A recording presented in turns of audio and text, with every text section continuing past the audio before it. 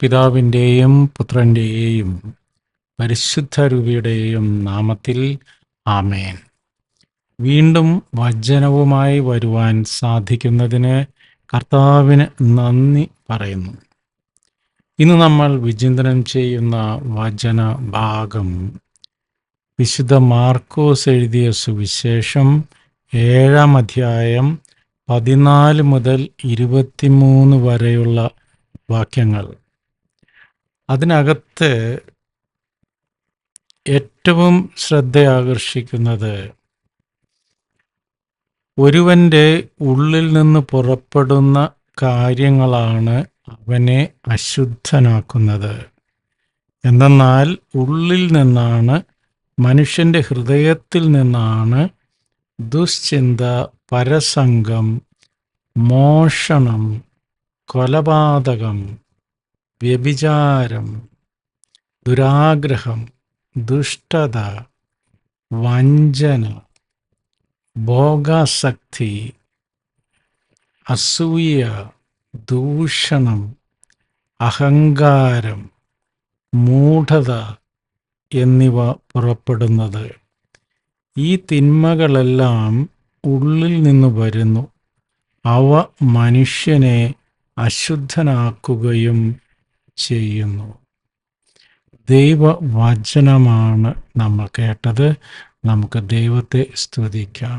യേശു കർത്താവേ നന്ദി, യേശു കർത്താവേ സ്തുതി. Hallelujah, hallelujah. അപ്പോൾ ഇവിടെ കർത്താവ് അസന്നിഗ്ധമായിട്ട് പറയുന്നു, പുറമേ നിന്ന് അകത്തേക്ക് പ്രവേശിക്കുന്ന ഒന്നിനും ഒരുത്തനെ അശുദ്ധനാക്കാൻ സാധിക്കുകയില്ല. അതേസമയം അവൻ്റെ ഉള്ളിൽ നിന്ന് വരുന്ന കാര്യങ്ങളാണ് അവനെ അശുദ്ധനാക്കുന്നത്. ഒരുപക്ഷെ ഈ വചനങ്ങൾ എഴുതുന്ന സമയത്ത് നമുക്ക് ഇൻ്റർനെറ്റ് ഇല്ല, സോഷ്യൽ മീഡിയകളില്ല. അപ്പോൾ ഇന്നത്തെ ലോകത്തിൽ പലപ്പോഴും ഈ വക കാര്യങ്ങൾക്കുള്ള ട്രിഗർ അല്ലെങ്കിൽ അതിൻ്റെ ഒരു തുടക്കം പലപ്പോഴും ഈ സോഷ്യൽ മീഡിയകളിൽ നിന്നും അല്ലെങ്കിൽ ആൾക്കൂട്ടത്തിൽ നിന്നുമൊക്കെ ആയിരിക്കും. ഇന്ന് വൈകുന്നേരം കുറേ ആളുകളുടെ കൂടെയൊക്കെ ടൈം സ്പെൻഡ് ചെയ്തു. പക്ഷേ പിന്നീട് തിരിഞ്ഞു നോക്കുമ്പോൾ എന്തെങ്കിലും കാര്യമായിട്ട് സംസാരിച്ചോ? ഒന്നും കാര്യമായിട്ടൊന്നും സംസാരിച്ചില്ല. ചുമ്മാ സൊറ പറയുന്നു, വെടി പറയുന്നു, കുറച്ച് പരദൂഷണം പറയുന്നു. അങ്ങനെ ആ സമയം നമ്മൾ നഷ്ടപ്പെടുത്തി കളയുന്നു. അപ്പം ആ ആൾക്കൂട്ടത്തിൽ നിൽക്കുമ്പോൾ എൻ്റെ വായിൽ നിന്ന് തന്നെ ഒരു ചെറിയ രീതിയിലെങ്കിലും പരദൂഷണം സംഭവിക്കുന്നു. അപ്പം നമ്മൾ ആ പുറത്തുനിന്ന് വന്ന ഒരു ട്രിഗറാണ് പെട്ടെന്ന് ഈ ഒരു പരദൂഷണം ആ സമയത്ത് എന്നെക്കൊണ്ട് പറയിപ്പിച്ചത്. പക്ഷെ പിന്നീട് നമ്മൾ അതിനെക്കുറിച്ച് പശ്ചാത്തപിക്കുകയും ചെയ്യും. വേണ്ടിയില്ലായിരുന്നു. അതുപോലെ തന്നെ സോഷ്യൽ മീഡിയ പലപ്പോഴും നമ്മൾ ഇൻറ്ററാക്ഷൻസൊക്കെ അനലൈസ് ചെയ്യുകയാണെങ്കിൽ, അല്ലെങ്കിൽ നമ്മൾ കാണുന്ന കാര്യങ്ങൾ അനലൈസ് ചെയ്യുകയാണെങ്കിൽ, ഇതിനെല്ലാം നമ്മുടെ ചിന്തകളെയും നമ്മുടെ ആത്മാവിനെയുമെല്ലാം അത് ബാധിക്കുന്നു. കുറേ വർഗീയ ചിന്തകളുള്ള യൂട്യൂബും ഫേസ്ബുക്കൊക്കെ നമ്മൾ കണ്ടുകൊണ്ടിരിക്കുകയാണെങ്കിൽ ക്രമേണ അത് നമ്മളിലേക്ക് അത് കയറിപ്പറ്റുന്നു, നമ്മളെ അത് ഇൻഫ്ലുവൻസ് ചെയ്യുന്നു. അപ്പോൾ നമ്മുടെ ഉള്ളിൽ ഉറങ്ങിക്കിടക്കുന്ന ഈ വക വിഭാഗീയ, ക്രിസ്തു പറഞ്ഞതുപോലെയുള്ള വ്യഭിചാര ചിന്തകൾ, അഹന്ത, പരദൂഷണ ചിന്തകൾ, അസൂയ, ഇങ്ങനെ ഇത്യാദി സംഭവങ്ങൾ നമ്മുടെ ഉള്ളിൽ ഉറങ്ങിക്കിടക്കുന്ന അവസ്ഥയാണെങ്കിൽ പുറമേ നിന്ന് വരുന്ന പല ട്രിഗറുകളും അവയെ ഉത്തേജിപ്പിക്കുകയും ക്രമേണ അത് നമ്മളിൽ നിന്ന് പുറപ്പെടുന്ന അല്ലെങ്കിൽ നമ്മളെ അത് കറപ്റ്റഡ് ആക്കുന്നു, നമ്മളെ അത് പാപാവസ്ഥയിലേക്ക് നമ്മളെ നയിക്കുന്നു. നമ്മുടെ ഉള്ളിൽ ഈ വക കാര്യങ്ങൾ ഉറങ്ങിക്കിടക്കുന്നു. അങ്ങനെയുള്ള അവസരങ്ങളിൽ പുറമേ നിന്നുള്ള കാര്യങ്ങൾക്ക് നമ്മളെ ഇൻഫ്ലുവൻസ് ചെയ്യാൻ സാധിക്കും. അപ്പോഴും അത് നമ്മുടെ ഉള്ളിലെ ഈ വക പോരായ്മകളെ ട്രിഗർ ചെയ്യുകയും അത് പാപമായി പുറത്തേക്ക് നമ്മളിൽ നിന്ന് ഭവിക്കുകയും ചെയ്യും. ഇതിനുള്ളൊരു പോം വഴി എന്താണ്? ഒന്നാമത് ഇൻ്റർനെറ്റിനൊക്കെ ഒരു ടൈം നിശ്ചയിക്കുക.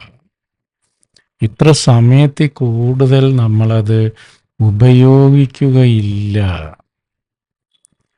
അപ്പോൾ നമുക്ക് വളരെ ചൂസ് ചെയ്ത് സംഭവങ്ങൾ കാണുവാനായിട്ട് സാധിക്കും.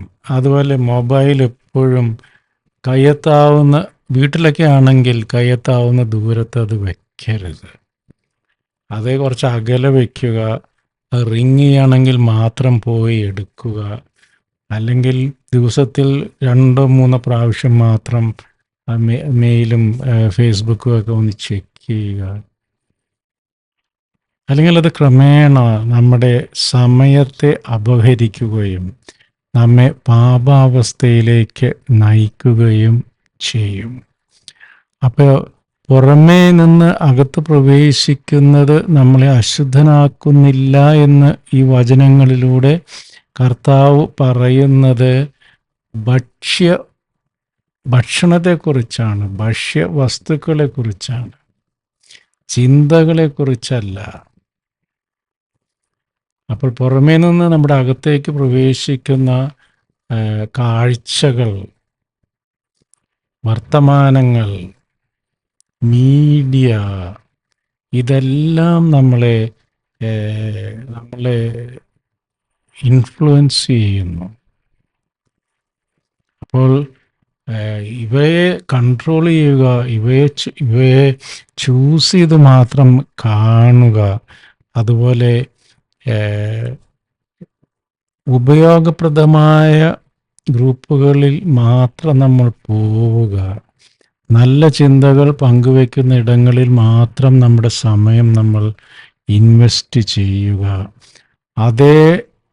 അതുപോലെ തന്നെ നമ്മളെ തന്നെ അനുദിനം നവീകരിക്കുക.